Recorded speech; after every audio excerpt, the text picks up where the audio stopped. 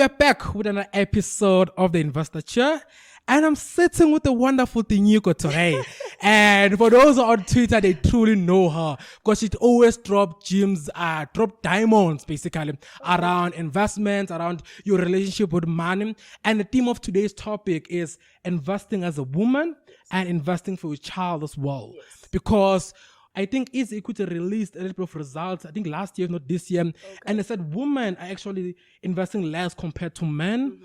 And that's the reason we're having this conversation around the importance of that. And for you as well, because you're well spoken around the topic. So I thought it would be much more nicer to have you to speak from your point of view, not as a brand, not as a corporate, but just as a woman who's into finance and into investing. Yes. So that's the whole aim of today's conversation.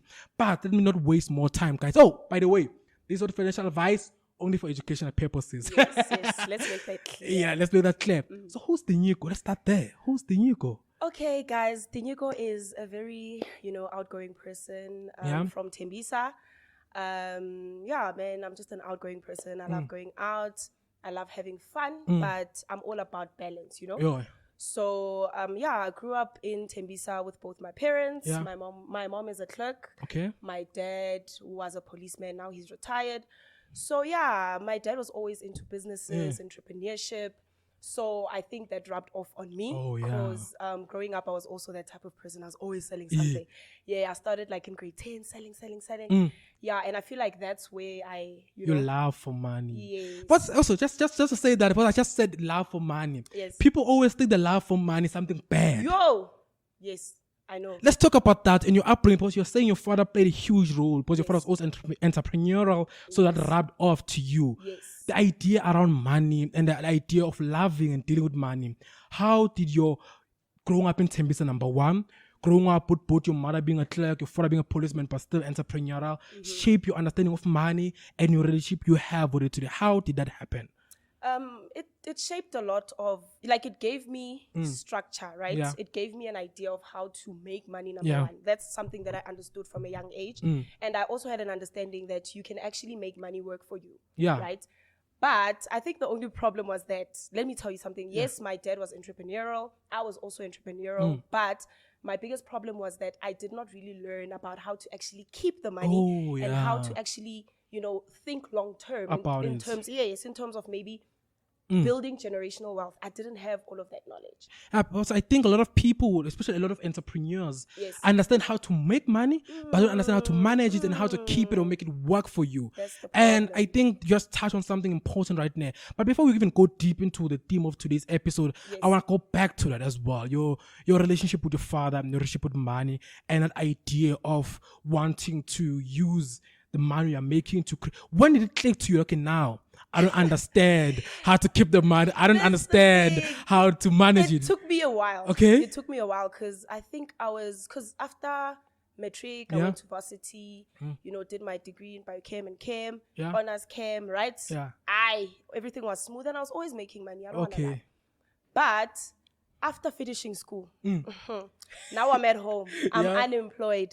Guys, it's hard to get a job. I'm thinking about all that money that I wasted.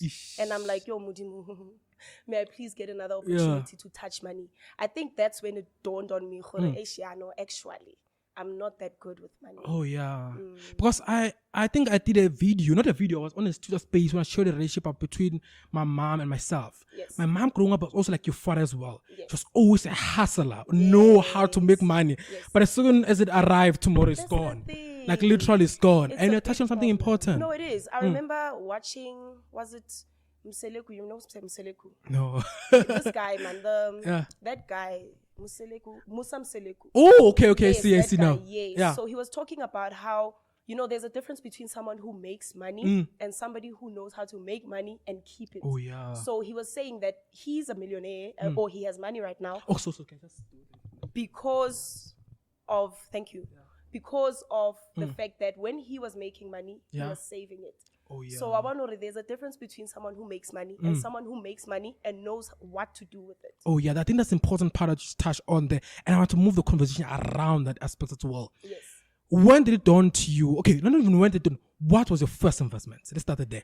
When was your first investment? And what was it? What was it? You know what, guys? I think I just want to be honest with everyone. I started investing early this year. Oh, okay. Early this year. And honestly, it was because of the tweets. Like, I saw so many people posting, yo, money. I was like, I'm not missing out, right?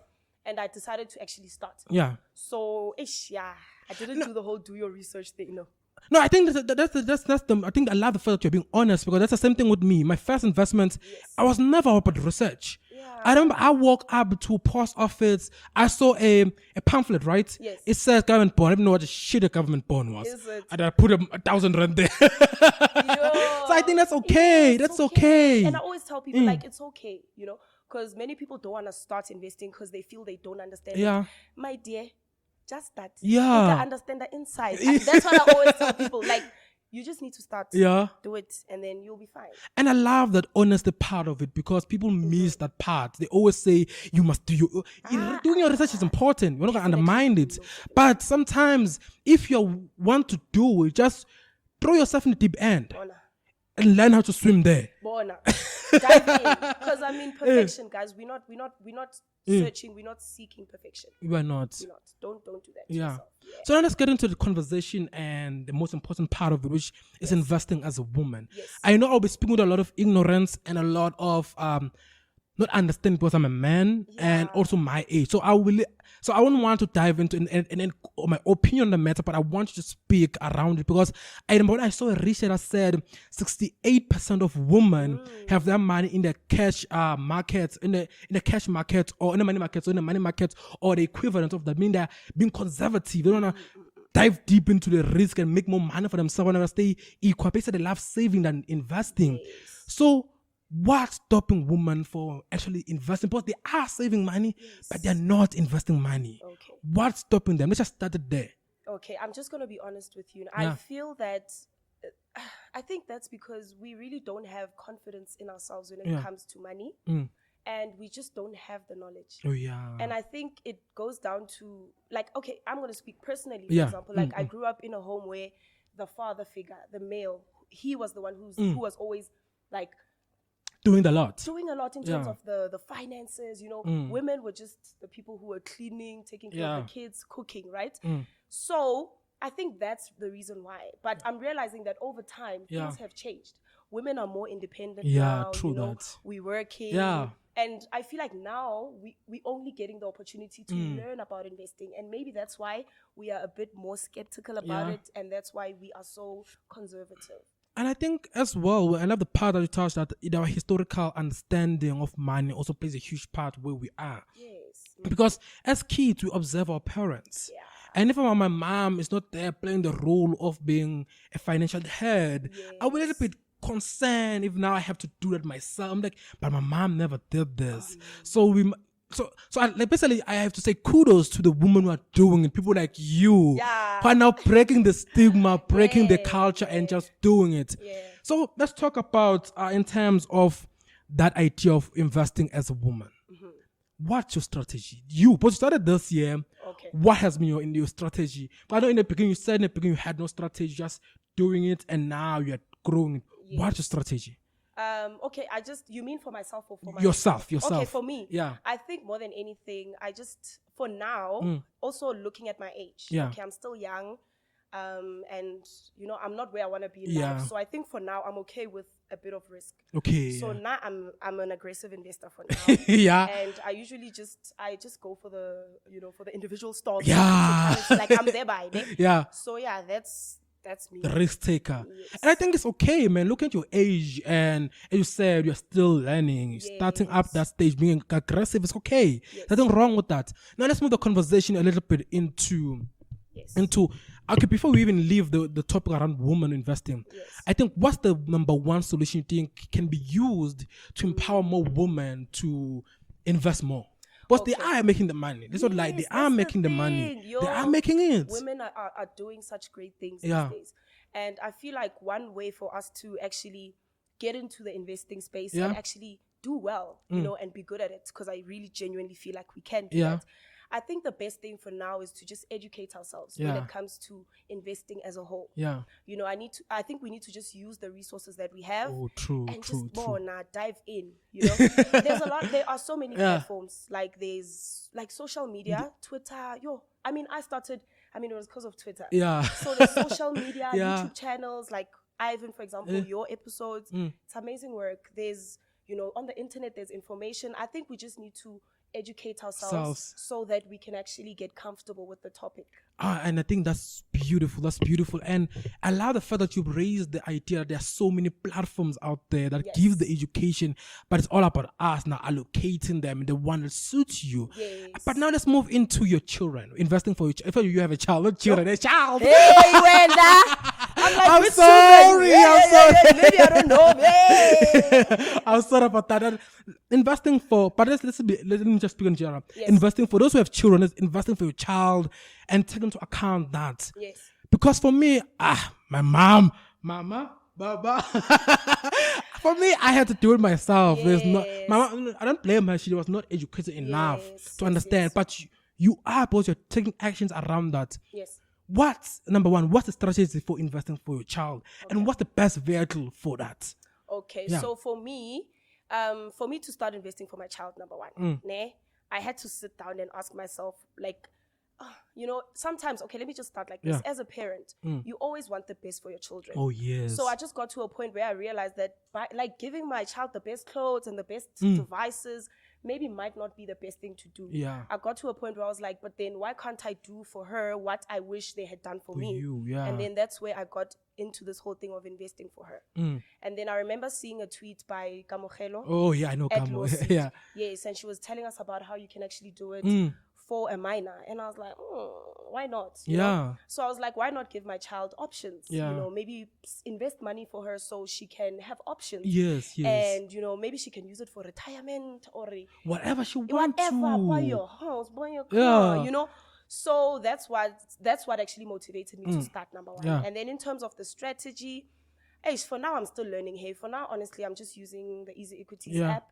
and I'm just trying to maybe get a better vehicle for her because I need to diversify everything. Yes. And I think that's important that you're just saying that you're still trying to understand. But number one, she's still young. She's many years until she reaches 18. 2 years old. 2 years. She's 16 years until she reaches guys. 18. So you can take no. as many risks as you want around her investment, but not too many. No, not too many. No. You need to be... Be careful around it. Be careful around it. Yeah. I love that you touched about your child that you're looking to now starting to understand the market basically first, while still taking action. Because I think the one thing you are learning while doing it, especially when it comes to your child, the best way. But that also helps you with your investment strategy as well. Because the second you learn more for your child and the investment strategy for her, you are learning. Is it her or him? No, it's her. You're right. Okay. You're right. No. I remember. You're right. I went to your Twitter account and I need to double check. Is it the Oh, she? no, And I was going definitely. through. I was like, okay, now I Yes, remember. No, it's a girl. Yeah. So, and the strategies you're using for her Yes. and also help you in the long run. But now let's speak in general. Yes. But there are a lot of people who are like me, you, who are starting up. Yes. What's the one thing that you can say gonna use to motivate them? They are afraid to start investing, but they're busy saying, hey, they're following us, they're following you, your Twitter accounts, they're following me, they're following all those big names or giving the content there, but they still don't have the guts, they don't have the will to do it. What's the one thing you'll say for them?